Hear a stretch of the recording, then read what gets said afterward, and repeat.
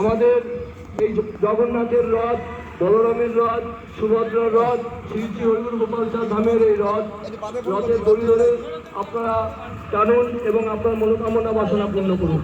যারা রাস্তার ধারে দাঁড়িয়ে আছেন সমস্ত মায়ের দিদিদের জানাই শ্রী শ্রী হরিগুরু গোপাল চাঁদ ধামের পক্ষ থেকে আন্তরিক প্রীতি শুভেচ্ছা এবং অভিনন্দন। যারা পূজন করতে ইচ্ছুক আপনারা রাস্তার ধারে চলে আসুন। রথ আস্তে আস্তে আপনাদের দিকে এগোচ্ছে। এখানে রথ একটু দাঁড়াবে কিছুক্ষণের জন্য এবং রথ আবার আস্তে আস্তে সামনের দিকে এগোবে। এই এলাকার সমস্ত ভক্তদের জানাই শ্রী শ্রী হরিগুরু গোপাল চাঁদ ধামের পক্ষ থেকে আন্তরিক শুভেচ্ছা অভিনন্দন।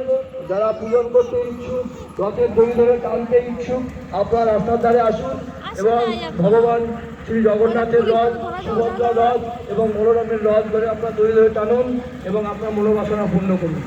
বিগত বছরের মতন